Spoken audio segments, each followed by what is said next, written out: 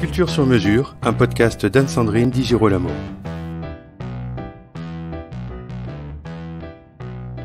Shani Di Luca est l'invitée de cette émission. Son dernier disque, publié au label Warner, est un concentré de beauté. Avec Nathalie Dessay, Pierre Foucheneret, Guillaume Gallienne et l'Orchestre de chambre de Paris, dirigé par Hervé Niquet, elle nous offre un voyage imaginaire autour de compositeurs tous cités dans l'œuvre de Proust. Voici la très douce, la talentueuse Shani Di Luca.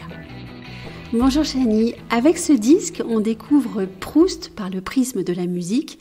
Toutefois, au-delà de la musique, vous êtes passionnée de littérature et vous êtes, j'en suis certaine, une lectrice attentive de l'œuvre de Proust. Que représente l'œuvre de Proust dans votre formation et votre vie d'artiste ?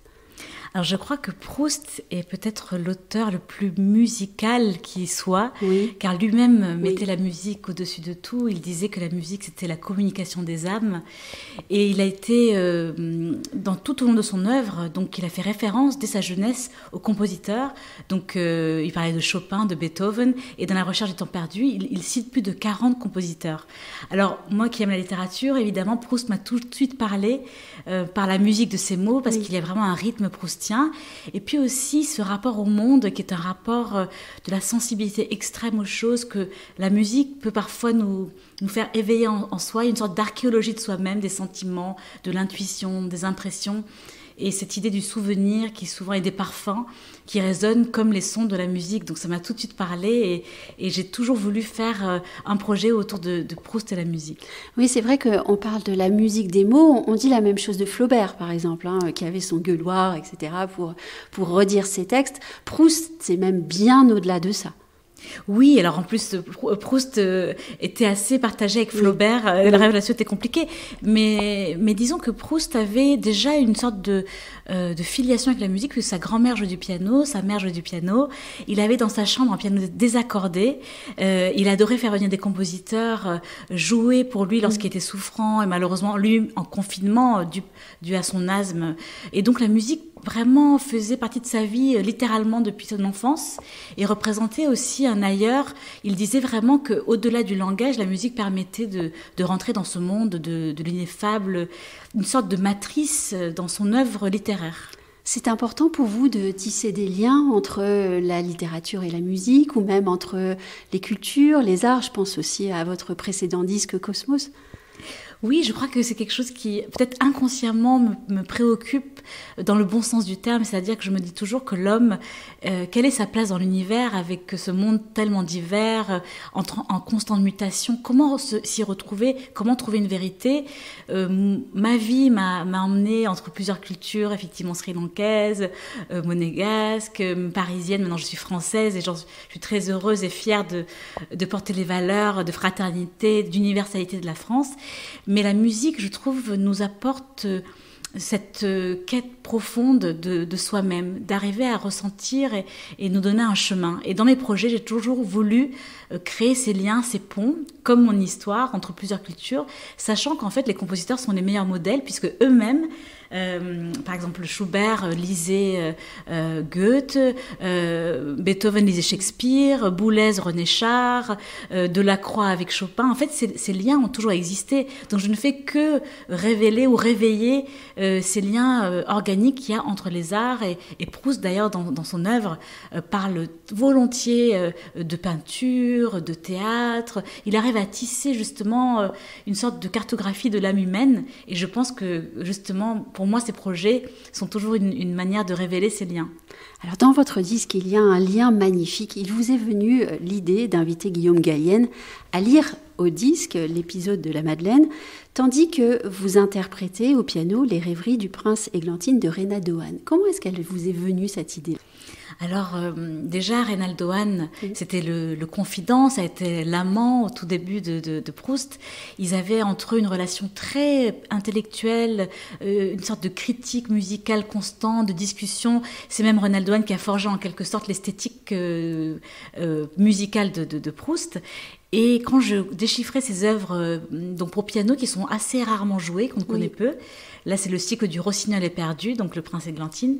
Et je me suis dit que cette musique était tellement contemplative et profonde. Et je voyais tout à fait cette promenade entre les mots et ces mots de Proust qui se posent dessus.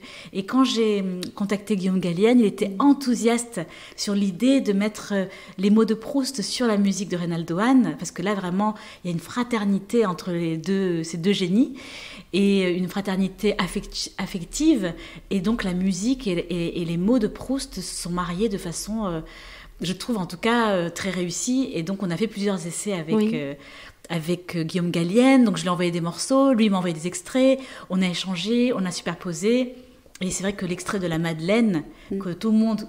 On connaît tous la Madeleine, on connaît l'histoire de la Madeleine, le souvenir, mais on ne connaît pas si bien le texte. Oui. Et quand Guillaume m'a proposé de lire le texte de la Madeleine, j'ai dit mais c'est merveilleux, c'est l'essence même de Proust, c'est la matrice de Proust, le souvenir, le goût et tout ce que ça évoque, sa relation avec son enfance, sa tante Léonie.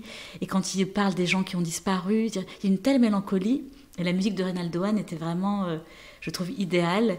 Et je trouve qu'on ressent, comme dit Proust, l'édifice immense du souvenir se poser sur cette musique. Et l'enregistrement alors, comment ça s'est passé ? Alors donc il y a eu tout ce travail en amont, donc j'étais à Vienne en plus à cette époque, donc on se parlait au téléphone, on s'envoyait des mails, et j'avoue que Guillaume Gallienne était très réceptif et honnêtement, c'est quand même quelqu'un qui est tellement pris par la comédie française, qui a lu Proust toute sa vie, qui est un grand spécialiste de Proust. J'osais même pas imaginer que c'était possible, c'était un rêve. Et quand j'ai vu qu'il a répondu tout de suite, qu'il a été même heureux de ce projet, donc on a fait ça par étapes, d'abord d'échanges, et puis après on s'est rencontrés, et on était à la salle musicale, il est arrivé avec son livre, avec plein de post-it dans le livre, il avait surligné des mots, des passages. Et j'étais un petit peu la directrice artistique, c'est-à-dire que je me suis retrouvée derrière le micro, de l'autre côté, en train de le diriger, en quelque sorte, parce qu'on voulait quand même que le texte soit vraiment sans musique au départ, pour qu'il ait la liberté de pouvoir extraire les mots, prendre des espaces. Et puis derrière, j'ai joué, et on a fait une sorte de mariage entre la musique et les mots.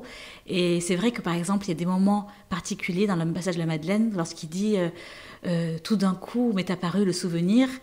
À ce moment-là, musicalement, il y a quelque chose qui se passe. Donc il y a quand même une sorte de mariage entre les mots et la musique. Un très très beau mariage.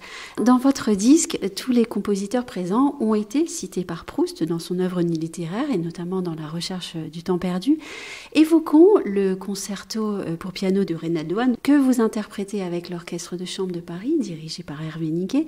C'est une œuvre absolument magnifique, magistrale, mais également méconnue. Oui, c'est vraiment un mystère parce qu'elle a été vraiment oubliée. Alors, j'en ai parlé avec Hervé Niquet, qui est quand même une des grandes figures de Reynaldo Hahn. Il connaît par cœur, d'ailleurs, les descendants de Reynaldo Hahn. Figure de la musique française aussi. Tout à fait, absolument. Et il m'a fait l'honneur donc de partager cette œuvre avec moi. Et c'est vraiment quelqu'un qui m'a apporté beaucoup sur le monde de Reynaldo Hahn. Et les descendants de Reynaldo Hahn sont venus à la session d'enregistrement. Donc, il y avait vraiment une sorte d'héritage, et ils étaient tellement heureux que cette œuvre surgisse de nouveau.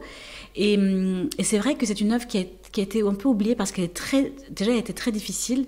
Très peu de pianistes sont arrivés au bout de cette œuvre. Donc Hervé Niquet m'a confirmé que c'était vraiment une œuvre très compliquée parce que Reynaldo Hahn était un pianiste vraiment brillant. Et on pense que la musique de Reynaldo Hahn est simple parce qu'on connaît plutôt les mélodies, qui sont très belles d'ailleurs. Mais là, c'est un concerto élaboré à 4 mouvements avec une technique entre Rachmaninoff et Ravel. C'est vraiment une technique très particulière. Donc ça m'a valu 2 ans de travail quand même pour la monter. Donc c'est vraiment pour 25 minutes de musique. Et en même temps, c'est une œuvre merveilleuse. Donc il y a eu cette grande pianiste Magda Taliaferro, qui était un peu la Martha Argerich de l'époque, en 1931, qui a créé l'œuvre. Ça a été dédié à cette pianiste. Elle, c'était une technicienne hors pair. C'était vraiment la virtuose par excellence. Et derrière, il y a eu Jean Doyen. Il y a eu 1 ou 2 personnes qui se sont confrontées à cette œuvre, mais les versions sont pas très bonnes. Souvent, il y a beaucoup de fautes. Donc, c'était un vrai challenge. Et en même temps, je trouvais ça dommage de s'arrêter à cette difficulté pour ne pas faire découvrir une œuvre que je trouve extrêmement riche de couleurs, de chatoiements avec l'orchestre. L'orchestre a des couleurs somptueuses. On a l'impression qu'il y a du Debussy, qu'il y a du Rachmaninoff, il y a des danses. Et puis, c'est un cycle puisqu'il reprend des thèmes. Donc, c'est extrêmement élaboré. Donc, avec l'Orchestre Chambre de Paris, qui est en plus bien identifié, tout le monde était enthousiaste à l'idée de le faire. Et donc, on a enregistré ça à la Philharmonie de Paris, cette partie-là. Et on l'a joué au Théâtre des Champs-Élysées. Et là, c'était très émouvant parce que c'est là où ça a été créé pratiquement il y a 100 ans. Donc, oui, puis c'est un lieu mythique pour la musique française aussi. Et voilà, et ça a été vraiment créé là-bas au Théâtre des Champs-Élysées. Donc, c'était très émouvant. Et on imaginait Proust dans la salle, on imaginait toute cette période de l'âge d'or de la musique française qui résonnait au son de Reynald Douane, qui était une star à l'époque. Donc, il était temps de remettre ce concerto à jour. Et d'ailleurs, j'étais très heureuse qu'au niveau international, il y a eu beaucoup de presse en me disant « mais quelle découverte, mais quel joyau !» Et j'ai l'impression que ça a donné une sorte d'impulsion pour ce concerto. Dans ce disque, évidemment, la musique française est prégnante. Tout au long du disque, elle est prégnante aussi dans le cœur de Proust. Au disque donc avec vous, des pièces de Fauré, de Debussy, de Massenet, de Reynald Douane dont on vient parler. Comment est-ce que vous avez fait votre choix? Parce que le répertoire est immense. Oui, donc, c'est tout à fait. Comment est-ce que vous avez construit ce disque? C'était difficile, j'ai dû vraiment éliminer parce que j'avais vraiment trop de morceaux que j'avais choisis. Donc j'ai vraiment procédé difficilement, j'aurais pu faire 2 volumes sur Proust et sur cette musique, mais j'ai voulu donner une sorte de paysage, une photographie de l'époque avec ceux que Proust côtoyait, donc effectivement Reynald Douane, mais Massenet, qui a été aussi un des professeurs qui a marqué toute la période musicale de Proust, Debussy qu'il vénérait, il a écrit sur Debussy, Fauré, il aurait voulu carrément écrire un livre sur Fauré, donc c'est vraiment des compositeurs qui étaient précieux pour lui. Et puis en même temps, c'est une époque tellement magique de la musique française. C'est vraiment, je le pense, l'âge d'or de la musique française, même s'il y a aujourd'hui très, très grands compositeurs. Mais il y a le un sommet. raffinement est extraordinaire. C'est ça. En fait, je pense que c'est lié aussi à une époque où il y a eu l'exposition universelle, où tout le monde était à Paris à ce moment-là. Même toute la musique russe. Il était passionné par les ballets russes. L'exposition universelle de 1908 a été un choc culturel pour tous les peintres, Monet, mais aussi des compositeurs comme Debussy, qui découvrent Hokusai, le Gamelan. Et donc Proust baigne dans ce monde qui était un monde foisonnant d'émulation, de discussion. On découvre Wagner, il y en a qui n'aiment pas Wagner, mais Proust adore Wagner, il écoute de sa chambre avec le théâtrophone qui venait d'être inventé, une sorte d'ancêtre de la radio, il écoutait par le mur avec une sorte de code. C'était incroyable, directement les 4 heures de Parsifal. Et donc c'était un moment vraiment de grande création et vraiment d'émulation intellectuelle. Et je pense que Proust, justement, malgré cette idée de mondanité, puisqu'il fréquentait tous les salons de l'époque, il avait un regard très acerbe sur le côté mondain et superficiel. Et il jouait avec ça, il composait avec ce monde-là, qu'il connaissait très bien, mais il arrivait à voir entre les lignes toute la richesse d'une époque. Et donc c'est pour ça que c'était pour moi un régal de composer ce disque avec tous ces compositeurs. Oui, vous avez cherché entre les notes les couleurs de cette époque. Exactement, c'est tout à fait ça. J'imagine d'ailleurs parfois quand je vois un disque, et c'est peut-être pour ça aussi que je fais attention aux couleurs de la couverture, j'imagine une couleur à chaque fois, il y a tout un chatoiement, et là, cette époque-là, avec l'avènement des impressionnistes, c'est vraiment, la cartographie d'une époque que Proust me donne comme socle. On évoquait Wagner, vous avez choisi d'interpréter son élégie, est-ce que vous pouvez nous en dire quelques mots? Oui, alors c'est vrai que c'est une pièce très peu connue, d'ailleurs la partition n'existe pas vraiment, c'est un manuscrit, et celui qui l'a joué pendant des années, c'est Richter. Et Richter l'a joué en bis, et je l'avais découvert à l'époque, et je trouvais ça somptueux. C'est vraiment un bout de Parsifal, et je l'associais à la mort d'Isolde, qui était la transcription de Liszt de Wagner. Et quand j'ai parcouru Proust et que j'ai vu son amour pour Wagner, vraiment cette idée des leitmotifs wagnériens, c'est exactement l'idée des personnages récurrents dans La Recherche de temps perdu. Donc il y a un parallèle entre la pensée wagnérienne et celle de Proust, et je me suis dit qu'il fallait vraiment que je mette Wagner dans le disque, et cette élégie qui est inconnue, qui est très peu jouée, et l'associer à ce disque, c'était vraiment important. Alors je n'ai pas pu, par exemple, j'ai pas eu le temps dans le disque de mettre La mort d'Isolde, mais je le joue en concert, sachant que Proust, donc ses 2 opéras préférés étaient Parsifal et Tristan et Iseult. Donc il en parle vraiment littéralement dans son œuvre. Donc voilà l'histoire avec l'élégie. Il y a aussi un autre inédit, un inédit de Richard Strauss, dont l'histoire est absolument fabuleuse. Oui, c'est absolument inouï, parce que à ce jour, j'ai pu faire une première mondiale de cette œuvre de Strauss. Richard Strauss, opus 9, le jeune Strauss, qui avait disparu. Donc il a fait tout un album de morceaux. Et ces feuilles, donc manuscrites vraiment à la main, ont été découvertes il y a quelques années, donc autour de 2017-2018, dans un marché à Berlin, dans les coffres de sa cousine.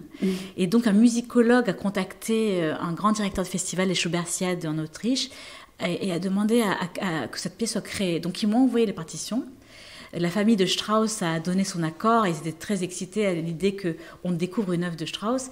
Et quand j'ai reçu la partition, c'était écrit à la main avec des pattes de mouche. Donc j'ai demandé qu'on me le renvoie en HD avec une loupe. Et j'ai fait un travail de déchiffrage quelque part de cette musique qui était somptueuse, qui est somptueuse. Et on reconnaît tout de suite Strauss, je trouve. Il y a ce miroitement, ce frémissement. Et donc, justement, Proust parle de Strauss avec ses couleurs orchestrales, ce chatoiement qui est propre à sa musique. Et là, c'était l'occasion jamais de graver cette inédit dans ce disque. Donc ça, c'était vraiment une découverte très émouvante. Et d'ailleurs, la première fois que j'ai joué en public, il y a eu un silence qui a dû durer 1 minute. J'avais ces feuilles de manuscrits que j'ai montrées au public et je me rappelle, c'était un moment où on était tous conscients que c'était l'avènement d'une œuvre qui n'avait jamais été jouée. Donc c'est très émouvant, oui. Le 18 novembre 2022, on fêtera les 100 ans de la mort de Proust. J'aimerais que vous nous racontiez comment est-ce que vous allez faire voyager Proust grâce à ce disque tout au long de l'année. C'est tout un mystère parce qu'au final, quand j'ai voulu faire ce projet, c'est comme un projet francophone, francophile, la littérature française, et puis Guillaume Gallienne et Nathalie Dessay aussi, qui est dans le disque. Et je me suis demandé comment ça allait vivre. Et quand Warner a accepté, ils étaient vraiment enthousiastes, ils ont vraiment défendu ce disque à l'étranger. Donc le Japon en parlait, Hong Kong, les États-Unis. Les premières critiques étaient anglophones, donc l'Angleterre m'invite à jouer ce récital Proust. Et en fait, je me rends compte, là, les ambassades d'Inde, du Sri Lanka me demandent de me présenter Proust à l'étranger. Donc je me retrouve avec des dates dans le monde entier, bien sûr beaucoup en France. Oui. Et ça va se terminer d'ailleurs à Illiers-Combray, chez Proust, le 19 novembre, le lendemain de sa mort. Ça va être très émouvant de jouer dans sa petite maison, la maison de ma tante Léonie. Donc je vais faire un peu le monde entier. Le fait de l'avoir joué au Théâtre des Champs-Élysées, évidemment, c'était merveilleux. Là, j'ai joué à Bruxelles avant-hier. La mairie de Paris voulait que je fasse le lancement de l'année Proust. À cause du Covid, ça a été reporté. De même, l'Éducation nationale va faire une année Proust, une nuit de la lecture Proust, ils veulent que je joue. Donc en fait, je suis vraiment sollicitée, bien plus que je l'imaginais, en imaginant que c'était quand même un disque exigeant, un petit peu pointu. Oui. Et en fait, je crois que Proust parle à beaucoup de gens, même si on a parfois peur de s'y plonger. C'est quand même, il nous invoque à rentrer en nous-mêmes, à nous écouter, à être dans cette intuition qu'il dit toujours plus forte que l'intelligence, et qu'il faut toujours écouter son intuition, et que derrière, l'intelligence va nourrir l'intuition. Donc finalement, il parle à beaucoup de gens, et je pense que Proust peut être aussi, on peut le picorer, le lire par bribes, si c'est trop intimidant. Et la musique est, je crois, vraiment une porte merveilleuse pour rentrer dans ce monde-là. Oui, peut-être écouter la musique de Proust et pouvoir s'asseoir à côté de lui et se dire, tiens, on va l'écouter pendant 1 heure, le lire pendant 1 heure. Exactement. En fait, on rentre dans un état d'esprit, peut-être de l'ordre de la rêverie, de la mélancolie, comme lorsqu'il mange cette madeleine. C'est finalement des choses simples de la vie qui nous ramènent à des choses de l'enfance, sacrées, le souvenir des gens qu'on aime, le souvenir du temps qui passe. Et au final, on est dans cette recherche, nous-mêmes, je crois, dans la vie, cette conscience du temps qui passe pour l'apprécier d'autant plus, parce que la vie passe si vite, les gens qu'on aime partent si vite.